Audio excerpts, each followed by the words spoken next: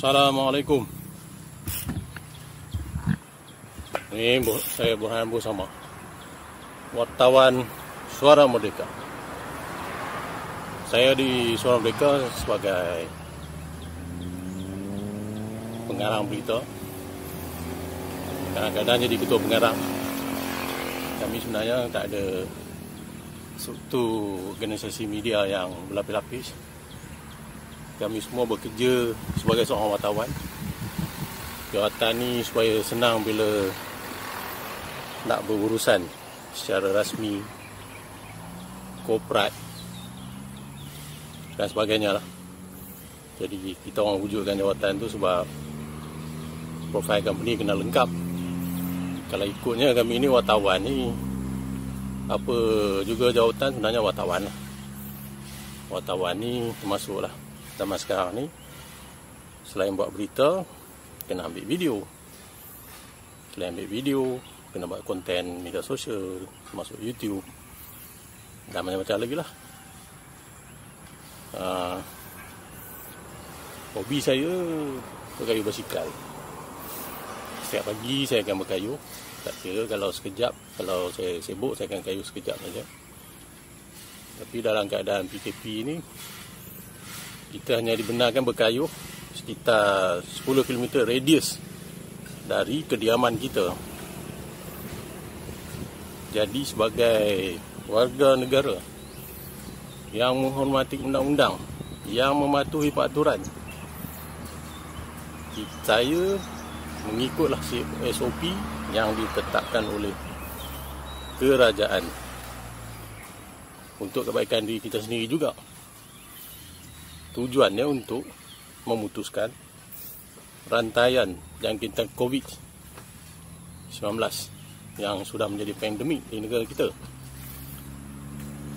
Bagaimanapun, baru-baru ni tular sekumpulan pengayuh basikal yang berkayuh secara berkumpulan,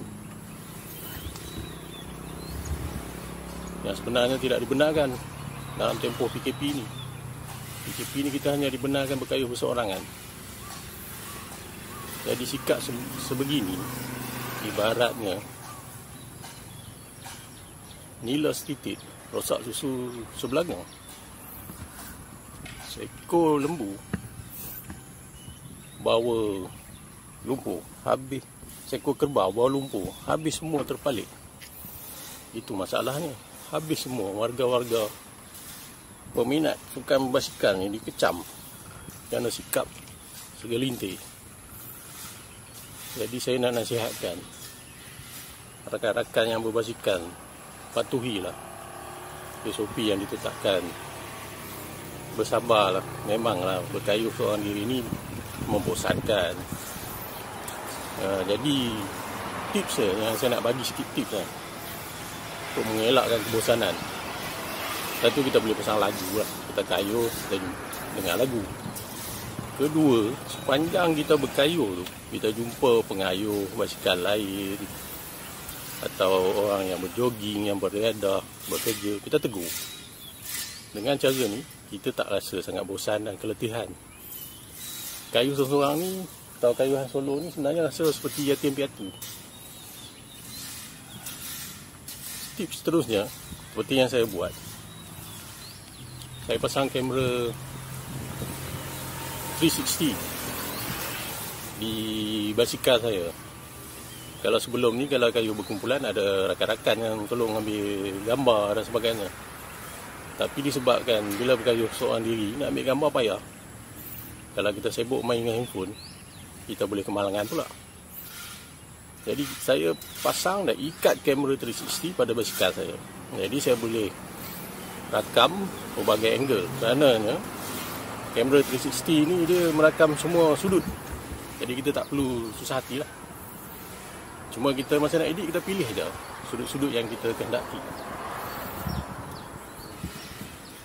Satu lagi, kalau kita biasa berkayuh agak jauh, jadi kita sekarang ni radius kita sekitar kawasan rumah 10 km. Kita kayuh lah di kawasan tu. Mungkin kalau di kawasan saya ni, satu pusingan di padang golf ni, km. Jadi saya buatlah 4 pusingan. Sampai ke rumah dapatlah 30 km juga. Jadilah sehari 30 km. Kalau dulu kita kayuh hari 7 minggu saja sampai 100 km. Tapi sekarang sebabkan kita banyak duduk di rumah, kita kayuh hari-hari. Kalau sehari 30 km, kalau seminggu dapat 5 kali pun 5 kali 3 dah 150 km. Dia bukan penting jumlah kayuhan sekali. Yang penting jumlah kayuhan dalam seminggu. Itu adalah pengalaman saya masa saya buat latihan untuk menyertai kayuhan yang lebih 100 km ataupun masuk jamburi yang hardcore. Itulah training saya. Saya pastikan seminggu sekurang-kurangnya saya berkayuh lebih 100 km. Dengan cara itu saya dapat mengekalkan saya punya stamina. Memanglah bosan berpusing di tempat yang sama.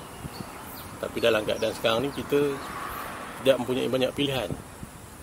Kita mempunyai basikal dan mampu beriadah dan badan sihat, itu pun satu nikmat yang kita harus syukur. Jadi patuhilah SOP. Kita jaga kita putus rantaian jangkitan pandemik ini.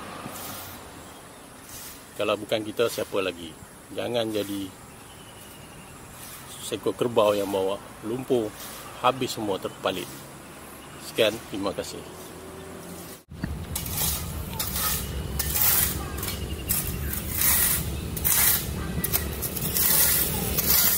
Pagi.